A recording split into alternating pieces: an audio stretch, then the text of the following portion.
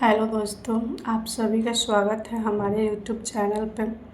आज हम जानेंगे आईएमएफ के बारे में, इंटरनेशनल मॉनेटरी फंड, अंतर्राष्ट्रीय मुद्रा कोष के बारे में। आखिर ये क्यों बना और किस लिए बना और इसकी ज़रूरत क्या पड़ा कि आईएमएफ एक संगठन बनाया जाए। चलिए तो हम स्टार्ट करते हैं। बहुत कम समय में बहुत अच्छे से समझेंगे।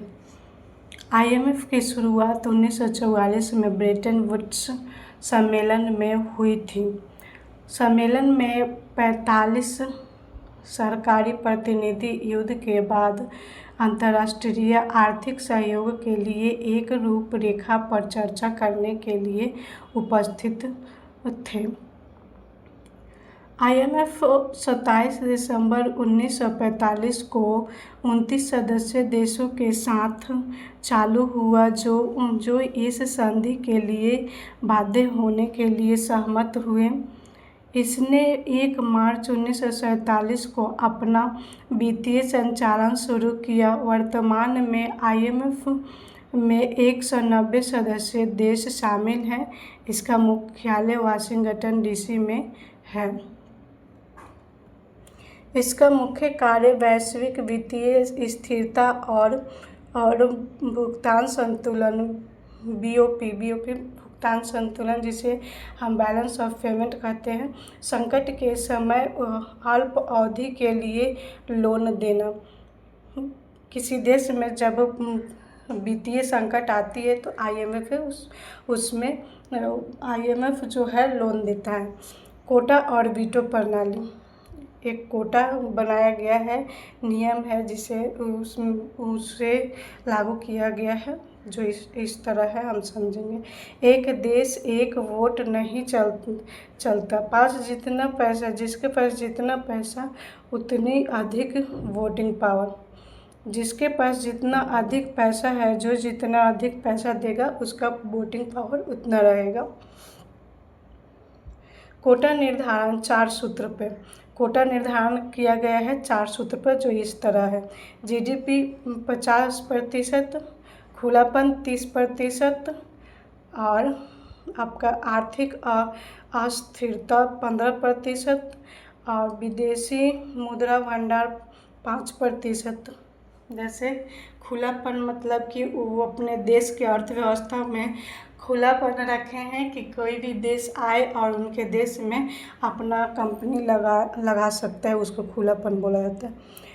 वीटो पावर, बड़े निर्णय के लिए 85% बहुमत की आवश्यकता होती है।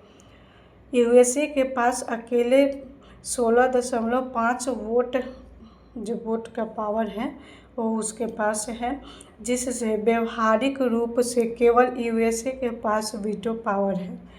इतना अधिक उसका वीटो पावर है कि व्यवहारिक रूप से उसी का सबसे ज़्यादा है। भारत की स्थिति कोटा, भारत की भी स्थिति आईएमएफ में इस तरह है। 2.75% है। शीर्ष 10 देशों में, मतलब ऊपर के जो 10 देश हैं उसके अंदर ये है कोटा भारत के इस तरह। नया बदलाव किया गया है। 16वां कोटा संशोधन, अस्थायी निधि बढ़ाने के लिए कुल कोटे में 50% की वृद्धि की गई, लेकिन विकासशील देशों में भारत और चीन आता है, जो मैंने कोष्ठ में लिखा है।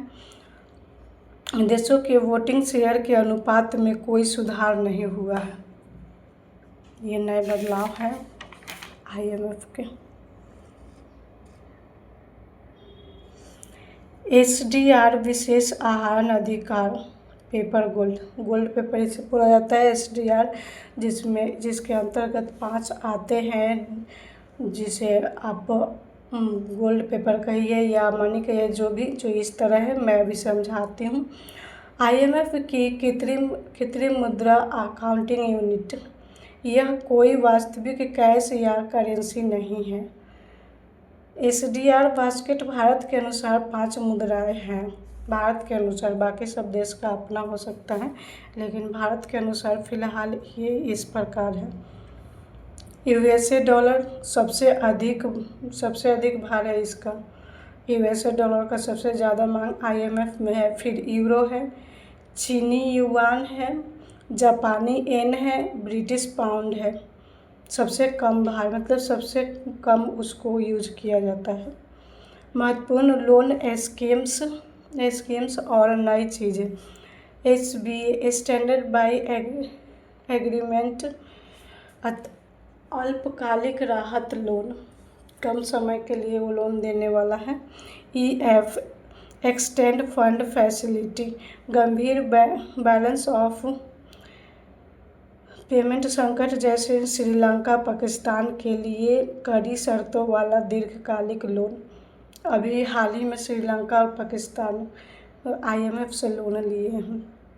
RST रिलिजियंस और सस्टेनेबिलिटी ट्रस्ट, जलवायु परिवर्तन और महामारी जैसे लंबी संरचनात्मक समस्याओं के लिए सस्ती दरों पर लोन देने की नई विंडो। प्रमुख रिपोर्ट्स और करंट की वर्ड, ये करंट है जो कि अभी फ़िलहाल जो कुछ हुए वो वाला है। इसके प्रमुख तीन है संस्थाएं जो रिपोर्ट जारी करते हैं। वर्ल्ड इकोनॉमिक आउटलुक साल में 2 बार करती है। ग्लोबल फाइनेंशियल स्टेबिलिटी रिपोर्ट, ये भी एक अपना रिपोर्ट जारी करता है। फिजिकल मॉनिटरी भी करता है। हाल ही में वाशिंगटन में हुई बैठकों के दौरान सदस्य देशों ने IMF के भविष्य के शासन सुधारों और ग्लोबल साउथ को अधिक प्रतिनिधित्व देने के लिए कुछ मार्गदर्शन सिद्धांतों को अपनाया है, जिन्हें दिग्गिया सिद्धांत नाम दिया गया है। एक ये हालिया मतलब हाल में ही ये निर्णय लिया गया है, जिसे मैंने इसको भी ऐड कर दिया। थैंक यू दोस्तों, मैंने IMF के बारे में सब कुछ क्लियर कर दिया है। आई थिंक आपको सब समझ में आ गए होंगे।